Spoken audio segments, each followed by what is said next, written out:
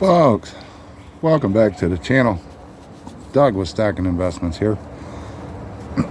This video is going to be a what's in the box for the new viewers. What's in the box is where my LCS purchases go till I have a chance to film it for you. Then I determine if it goes in an album collection, in a box for my permanent stack, or another box for future sell, trade, or upgrade for gold when the GSR is in my favor. We're going to take a look at this cool little find that's been sitting around on my desk. I got so much stuff to go through. Got this in a $20 junk bin. This is an 1876 seated Liberty half dollar. It has the motto. It is a Philadelphia. Something interesting. I'm going to fire up the scope. Let's see if I can get the scope fired up here. If you watch PMG, he did a review on one of these. They sent him one. He did the review. Congratulations, PMG, on getting your scope. I actually turned down when I had my scope and I did a review on this one. I got it. They had sent me an offer and I declined their offer because, me personally, I don't want to review anything on my channel unless I personally purchased it out of pocket. Not saying anything against PMG for accepting the free gift for reviews. Hey, kudos to you, PMG. Awesome job. It's just my personal opinion on the things on it. These things are cool, so I would, if you're interested in get one, go over to PMG's channel, get the promo code that they gave him to get a certain percentage off. But what we're going to look at here is I want to talk about this. I think this is a variation, and it's kind of an important variation because of what it is. It's in pretty nice shape. Like I said, I paid $10 for it. It was in the junk bin when you could get stuff for 20 times face. And I was doing some research on this. And if you look, let me get the handy dandy letter opener. If you look, we got the left eagle's claw on the olive branch here.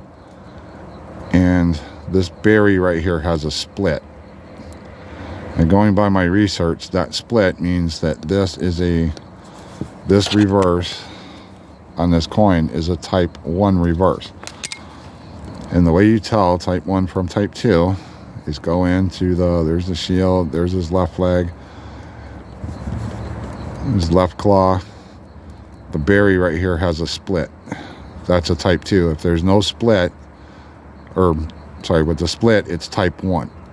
If it does not have the split, if it's just a solid piece right here with no split, then it's a type 2. Now, because it is a type 2, that puts this coin, and I'm going to get it out of the flip, so maybe help with the camera a little bit, or the scope. There's a variation within this coin for the 1876, and it is called the large date over the small date. Now I'm having problems, even though this coin's pretty good condition. I'm only able to look at 3 photos that I can find of this variation, but they don't detail the markers you're looking for. But from the photos I found, my 8 here is raised up a little bit and tilted to the right slightly, just like the other ones. It's got a slight, if you go the distance here and here, it's got a slight tilt towards the 7 up here at the top.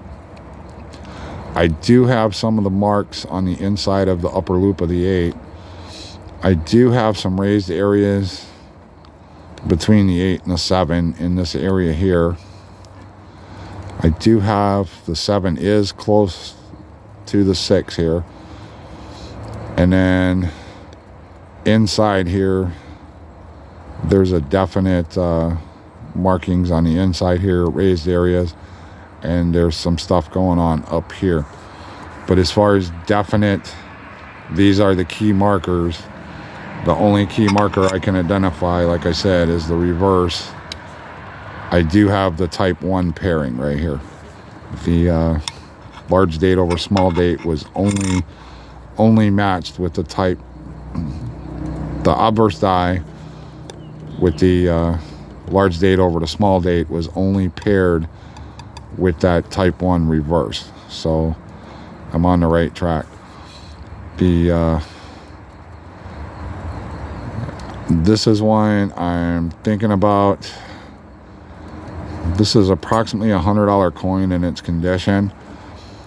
If I send it in and I get the attribution that this is the large date over the small date, and I get that attribution, it's a WB FS 801, I think 801. I'm not 100% positive on that.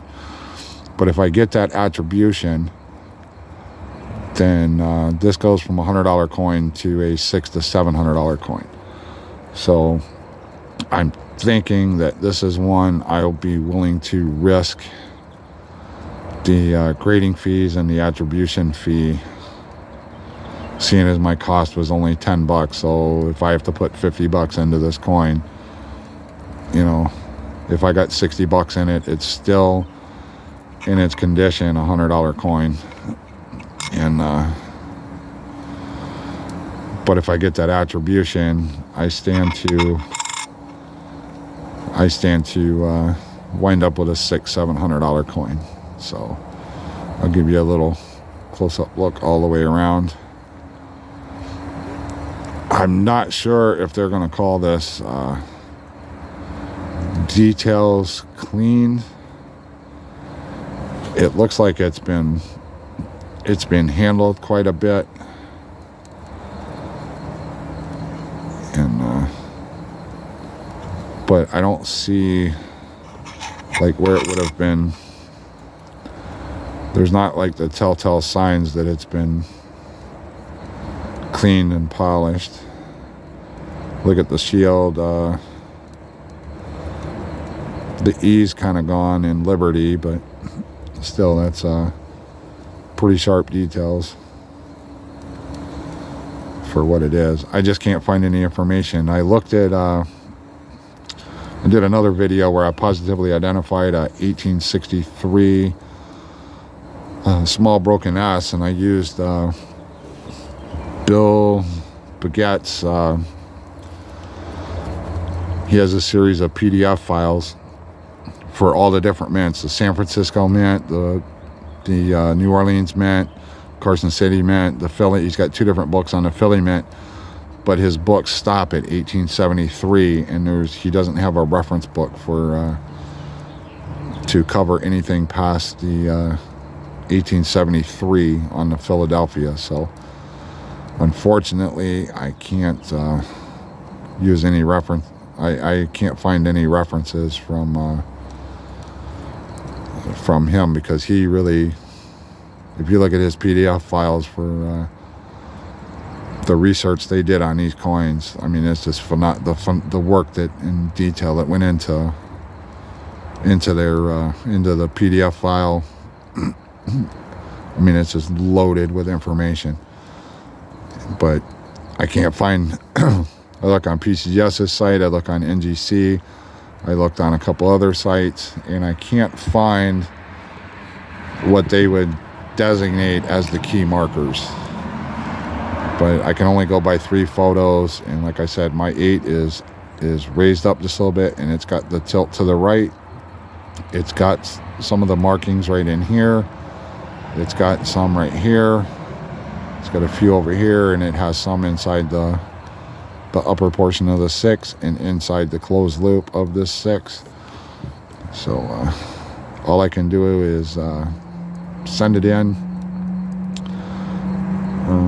When I get ready to do a submission, send it in and hope for the best. If I send it off and get it back, I'll give you an update. So let me close out this video. I'll turn the scope off. Like I said, if you want to get a discount on these, go to PMG's video and He's got a, they gave him a code to get a certain percentage off on the scope. Mine is a smaller version than he has. He has the one with the remote and all that. A little bit bigger screen, but this is mine. I don't use the lights, but it's really cool. It's standalone. I can plug this in and get the image on the computer, but I like it as a standalone because I can bring reference material up on the computer, and then I can have this off to the side, and that way I can read or look at diagrams on the computer and then have this off to the side for comparison. So it's a really cool thing to have. It's remote. It's I think he had his plugged in, but you can plug it in through your USB port on your computer. It charges the battery, and then once you got it charged up, it works standalone. You don't have to have it plugged in, so it's portable. And like he said, it's easy. It comes in like 3 or 4 parts, and you just put it together. And I mean, it's like the old Geico commercials. It's so easy a caveman could do it. Don't know if that's politically correct now, but it is pretty cool. Check PMG's video out. He has the bigger screen with the remote and a discount code. And with that, excuse me, let me know your thoughts down below. What do you think of this? I think, Pirate Stacker. What do you think? What do you think, buddy? You got one of these? I know I think you're putting a collection together, annex collection of Seated Liberties. But anyways, let me know what you think. Let me know your thoughts down below. I'll see you in another video.